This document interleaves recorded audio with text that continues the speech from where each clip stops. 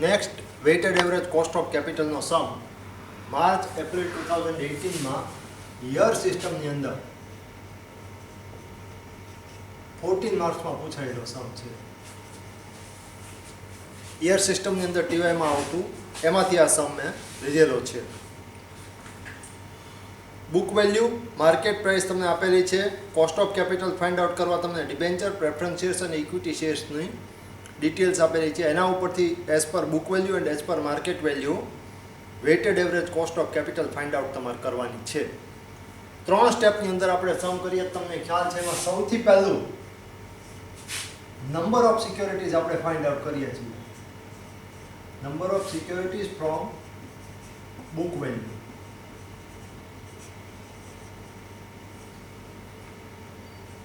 Securities, total amount that means as per book value, face value,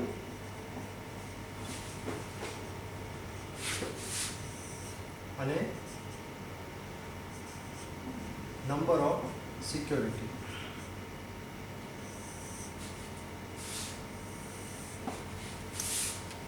First, preference shares.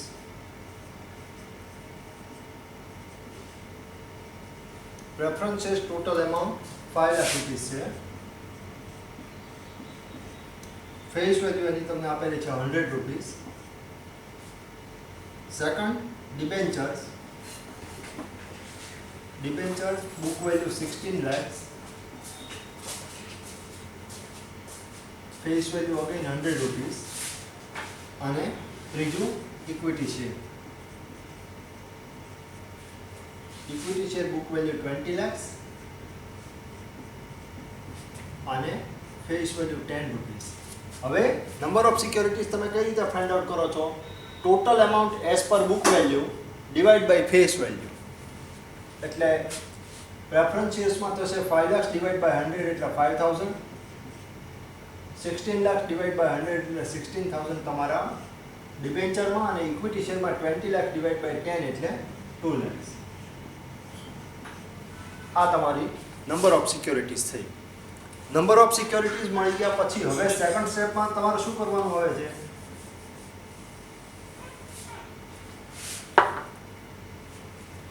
હવે આનું ઉલટું કરવાનું છે. પહેલા તમે total amount as per book value એને ડિવાઈડ બાય ફેસ વેલ્યુ કરીને number of securities find out કરી. તમારે જોવે શું?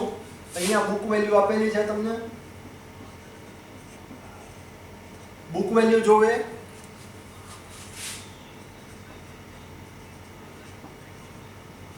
માર્કેટ વેલ્યુ જોવે અને કોસ્ટ ઓફ કેપિટલનો રેટ જોવે. એમાં બુક વેલ્યુ તમને તૈયાર આપી દીધેલી છે. માર્કેટ વેલ્યુ આપેલી છે, પણ માર્કેટ વેલ્યુ કઈ રીતે આપેલી છે? પર સિક્યોરિટી આપેલી છે. પર સિક્યોરિટી એટલે single preference share, single debenture અને સિંગલ ઇક્વિટી શેરની માર્કેટ વેલ્યુ તમને આપેલી છે. તમારે માર્કેટ વેલ્યુ જોવે કઈ રીતે? ટોટલ કેપિટલ માર્કેટ વેલ્યુની કેટલી છે એ તમારે જોવે. એટલે ટોટલ કેપિટલને કરવા શું કરવાનું?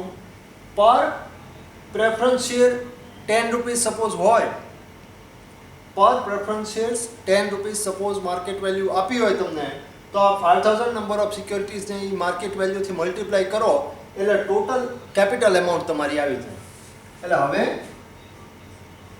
Total capital as per market value. Second data તમારો એ પ્રિપેર કરવાનો. એમાં સિક્યોરિટી, માર્કેટ વેલ્યુ,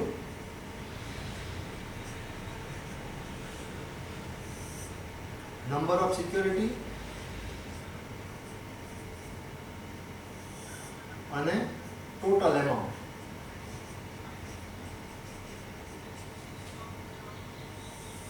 સિક્યોરિટી 3 આધારે છે.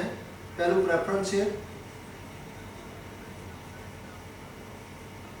પ્રેફરન્સ શેર્સમાં માર્કેટ વેલ્યુ કેટલી આપેલી છે તમને? પ્રેફરન્સ શેર્સની 120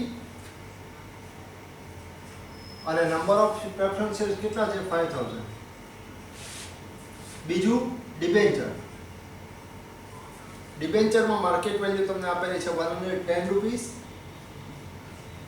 અને નંબર ઓફ ડિબેન્ચર્સ તમને આપેલા છે 16000.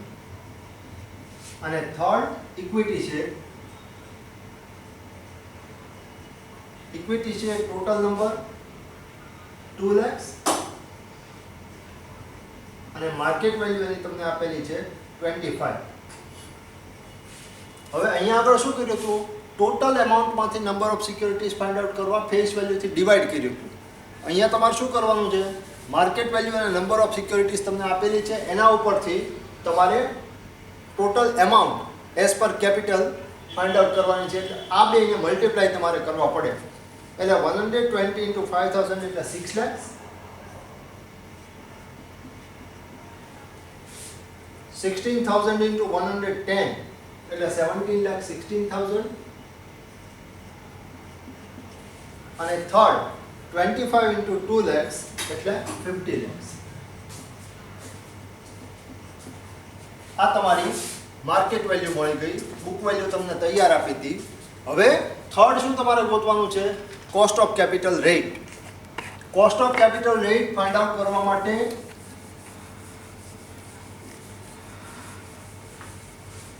જે રીતે તમે કોસ્ટ ઓફ કેપિટલને ઇન્ડિવિજ્યુઅલ સમ કરતા હતા, ઇક્વિટી, પ્રેફરન્સ શેર્સ અને ડિબેન્ચર્સ, એ જ રીતે આ સમ પણ કરવાના રહેશે. આની પણ 3 ની અમાઉન્ટ ફાઇન્ડ આઉટ કરવાની રહેશે. કોસ્ટ ઓફ કેપિટલનો રેટ ફાઇન્ડ આઉટ કરવા એડિશનલ ઇન્ફોર્મેશન તમને જે આપેલી છે એ તમારે જોવાની રહે. કોસ્ટ ઓફ કેપિટલ એમાં પહેલું ડિબેન્ચર. ડિબેન્ચર માટે તમને એડિશનલ ઇન્ફોર્મેશનમાં આપેલું છે 12% debenture of ₹100 each payable at par after 10 years, 4% flotation cost અને સેલ્સ પ્રાઇસ ₹100. એટલે રેડીમેબલ ડિબેન્ચર્સ થયા. Tax rate at the end આપેલો છે 50%, ફિફ્થ ઇન્ફોર્મેશનમાં, ફિફ્થ પોઈન્ટમાં. એટલે રેડીમેબલ ડિબેન્ચર આફ્ટર ટેક્સ એ ફોર્મ્યુલા અહીંયા આગળ એપ્લિકેબલ થાય.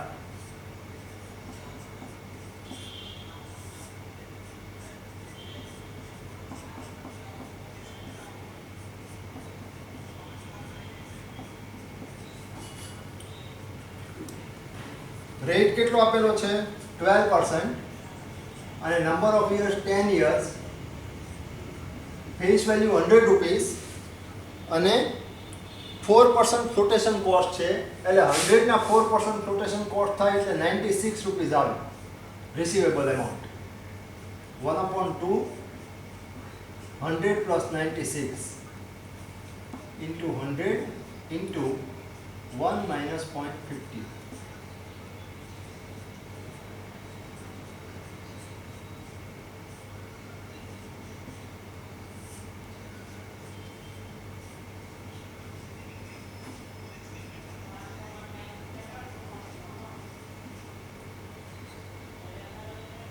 Well, plus 0.4 नीचे 1/98 into 50 એટલે ઈ તમારા થાય 6.33%. એટલે ડિબેન્ચરની તમારી કોસ્ટ ઓફ કેપિટલ શું આવી 6.33%.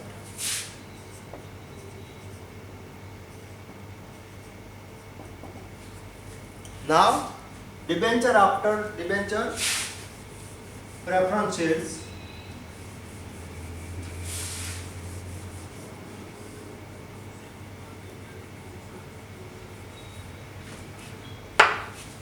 Second preference share.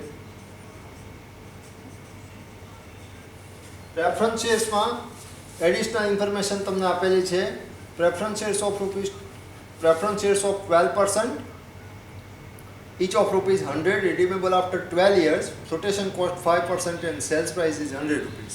એટલે સેમ redeemable debentures ની જેમ redeemable preference shares ની ફોર્મ્યુલા આવશે, પણ પ્રેફરન્સ શેર્સમાં તમને ખ્યાલ છે એપ્લિકેબલ ટેક્સ રેટ કન્સિડર કરવાનો નથી. એટલે 1 - T પાછળથી ડિબેન્ચરની ફોર્મ્યુલામાં જે એપ્લિકેબલ થતું હતું એ રિમૂવ કરી દીધું.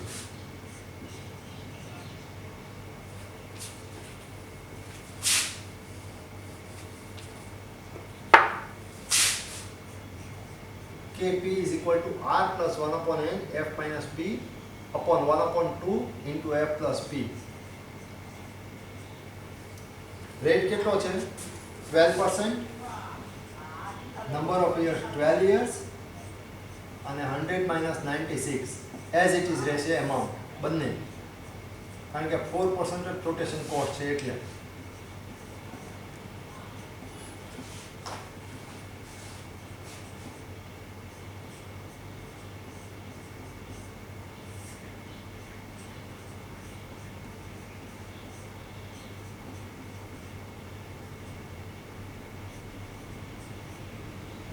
Point 33 divided by 98 into 100 એટલે 12.33 divided by 98 into 100 એટલે ટોટલ તમારો રેટ આવે 12.58.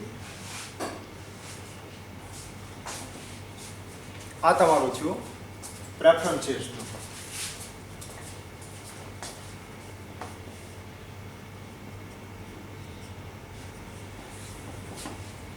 Now, third, equity share.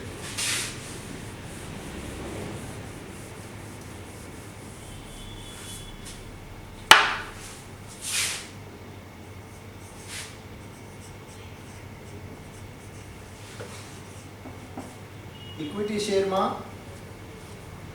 growth rate તમને આપેલો છે.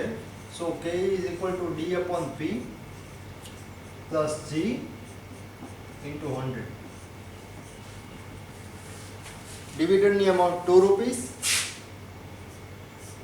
24 plus growth rate 6% into 0.06 into 100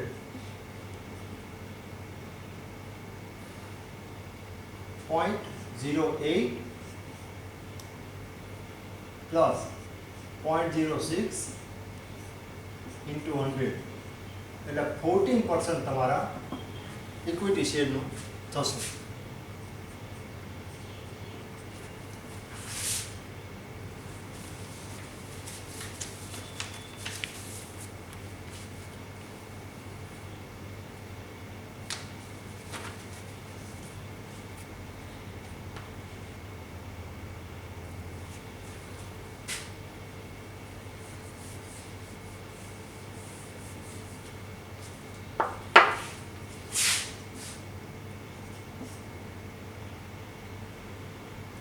Divided by 25 plus 0.06 into 100.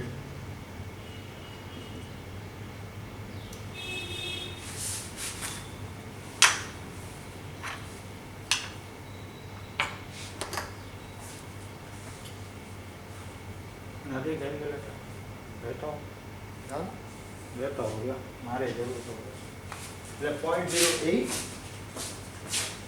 plus 0.06 into 100 એટલે 0.14 into 100 એટલે 14%. 14% તમારા equity share cost of capital થાય. આ તમારી 3 કોસ્ટ ઓફ કેપિટલની અમાઉન્ટ આવી ગઈ. કોસ્ટ ઓફ કેપિટલ અમાઉન્ટ થઈ ગઈ, બુક વેલ્યુ અને માર્કેટ વેલ્યુ તમને મળી ગઈ. હવે તમારો weighted average cost of capital માટે જે ડેટા, જે ઇન્ફોર્મેશન રિક્વાયર હતી, ઇન્ફોર્મેશન તમે લઈ લીધેલી છે. બુક વેલ્યુ તમને તૈયાર આપી હતી, માર્કેટ વેલ્યુ તમે 2 ટેબલ પ્રિપેર કરીને ફાઇન્ડ આઉટ કરી, number of securities find out કરી, નંબર ઓફ સિક્યોરિટીઝને પર સિક્યોરિટી માર્કેટ વેલ્યુ સાથે મલ્ટીપ્લાય કરી એટલે તમને માર્કેટ વેલ્યુ વાઇઝ કેપિટલ મળે. એટલે બુક વેલ્યુ, માર્કેટ વેલ્યુ આવી ગઈ. કોસ્ટ ઓફ કેપિટલના 3 રેટ તમે ઇન્ફોર્મેશન જે આપેલી હતી એના ઉપરથી ફાઇન્ડ આઉટ કર્યા. હવે એઝ પર બુક વેલ્યુ અને as per market value find out કરવા માટે આપણે નોર્મલ ટેબલ જે પ્રિપેર કરતા હતા એ નોર્મલ ટેબલ પ્રિપેર કરીને સમ આગળ કરવાનો રહેશે. આગળનું કેલ્ક્યુલેશન છે એ નેક્સ્ટ પાર્ટમાં તમને કરાવું છું હમણાં.